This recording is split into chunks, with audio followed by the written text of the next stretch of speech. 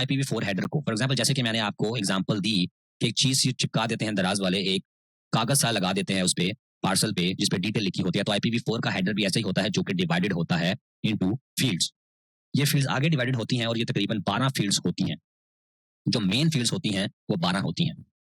इसकी जो लेंथ होती है वो 20 टू 60 बाइट्स होती है। याद रखें कि मैं बिट की बात नहीं कर रहा, ये मैं बाइट्स की बात कर रहा हूं। एक बाइट में 8 बिट्स होती हैं। ये 20 टू 60 कहने का मतलब है कि 20 जो होगी इसकी लेंथ वो मैंडेटरी होगी, वो लाजमी होगी ही होगी। लेकिन ये 60 तक भी जा सकता है। लेकिन ये जो कंपल्सरी होगी, मैंडेटरी होगी, वो 20 लाजमी होगी। इसकी अब जो लाइन्स की बात करते हैं, फर्स्ट लाइन जो होगी वो 32 बिट्स की होगी। उसके बाद नीचे भी 32 बिट्स की होगी, उसके बाद भी 32 बिट्स की होगी, उसके बाद भी 32 बिट्स की और उसके बाद भी 32 बिट्स की। लेकिन जो लास्ट होगा वो होगा 0 टू 40 बाइट्स।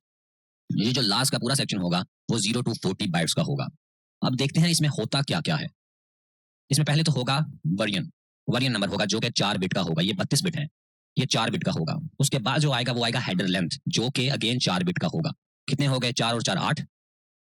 उसके बाद जो होगा वो होगा टाइप ऑफ सर्विस, ये 8 बिट का होगा। 8 और 8 16।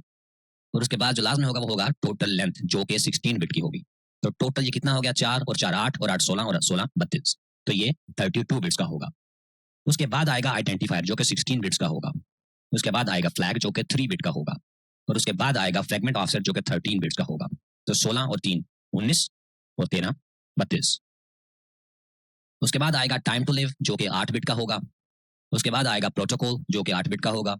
उसके बाद आएगा चेकसम जो कि 16 बिट का होगा। 8 और 8 16 और 16 32।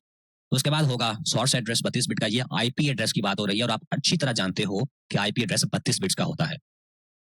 उसके बाद आएगा डेस्टिनेशन एड्रेस जो कि अगेन 32 बिट का होगा और ये भी डेस्टिनेशन का एड्रेस होगा, आईपी एड्रेस ये भी होगा। ये जो लास्ट है ये ऑप्शन होती है, इसे यूज करते नहीं है, तो इसे डिस्कस करना भी I think is useless, so it's just let's leave it as optional. तो अभी इन फील्ड्स को वन बाय वन हम डिस्कस करते हैं कि इनका काम क्या होता है और ये वर्क कैसे करती हैं। तो फर्स्ट ऑफ बात करते हैं वर्जन की।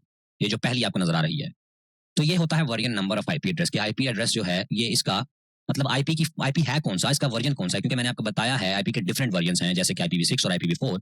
तो उसे पता होना चाहिए कि आईपी वर्जन कौन सा है। अगर ये वर्जन 4 होगा तो इसे बिट जाएगी 0100 और ये बनता है 4, जैसे कि आपको पता है।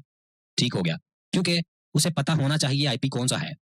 अगर IP6 की रिक्वेस्ट होगी और यहाँ पे लिखा हुआ है 4, तो वो एड्रेस ही मैच नहीं करेगा, क्योंकि IPv4 जो होता है और IPv6 होता है, इनके आईपी एड्रेसेस में बहुत ज्यादा फर्क होता है, जमीन आसमान का फर्क होता है। ठीक है, तो इसलिए ये भी इंपॉर्टेंट है, सभी इंपॉर्टेंट है, लेकिन ये मैं वैसे आपको बता रहा हूँ, ये इंपॉर्टेंट है कि आईपी का वर्जन बताना करेक्ट। उसके बाद आता है इंटरनेट हेडर लेंथ, जिसे हेडर लेंथ भी बोला जाता है।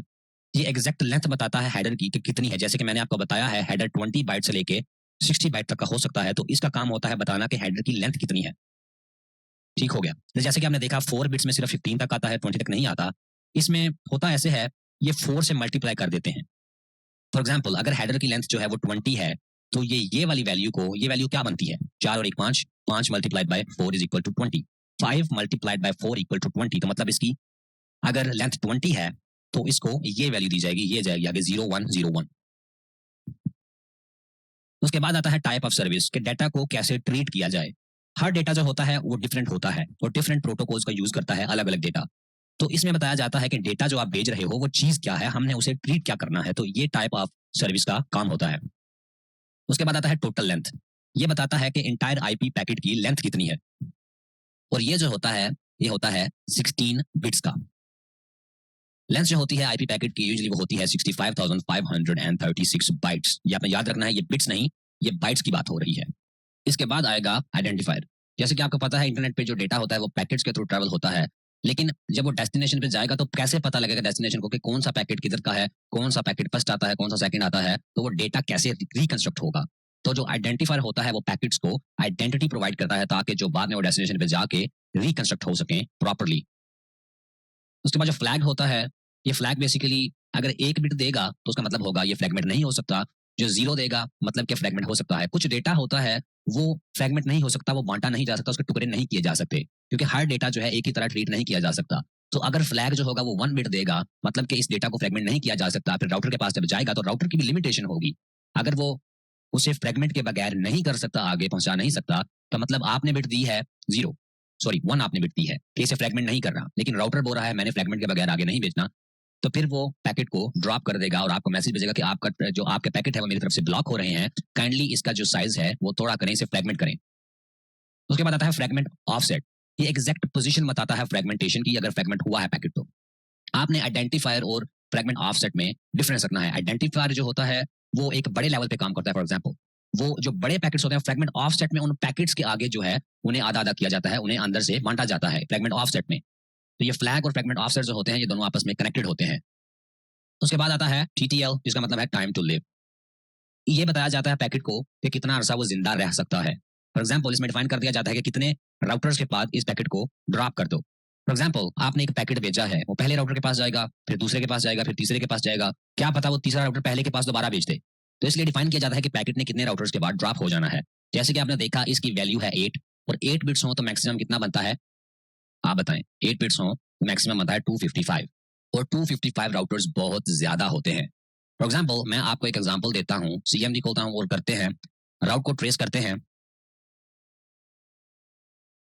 google.com पे, गूगल के सर्वर्स पे। गूगल का जो राउटर होगा देखते हैं वो वहां पर पहुंचता है कितने हूप्स के बाद, कितने राउटर्स के बाद। तो जैसे कि अभी आप देख रहे हैं ये मेरे नेटवर्क से अभी आउट जा रहा है, और ये जो मेरा पब्लिक आईपी है ये यहाँ से अभी बाहर जा रहा है। इसे मैं हाइड कर दूंगा फॉर सम रीजंस, लेकिन बाकी आपको नजर आएगा कि किस किस राउटर से होता हुआ ये जा रहा है।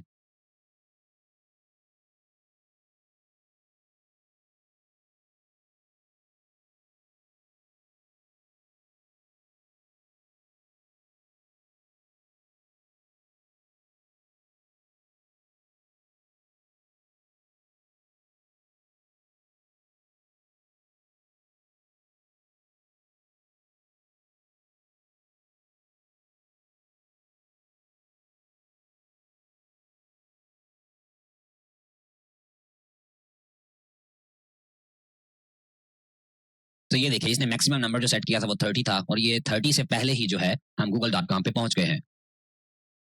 तो अगर आप बात करें 255 राउटर्स की तो वो बहुत ज्यादा हो जाते हैं, और उससे पहले पहले ही जो है हम डेस्टिनेशन पे पहुंच जाते हैं।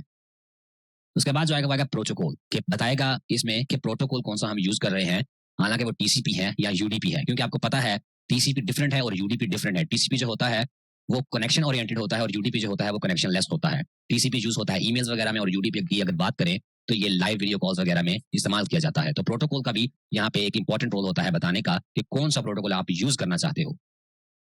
उसके बाद होता है चेकसम और एरर चेकिंग। ये चेक करता है एरर्स को, लेकिन अगेन ये याद रखना है कि एरर चेकिंग ये डेटा में एरर को चेक नहीं करता, कि सिर्फ हेडर में कोई एरर्स वगैरह को चेक करता है कि अगर कोई हेडर में एरर है तो क्या है, ठीक है। तो ये चेकसम जो है ये सिर्फ हेडर में एरर को चेक करेगा।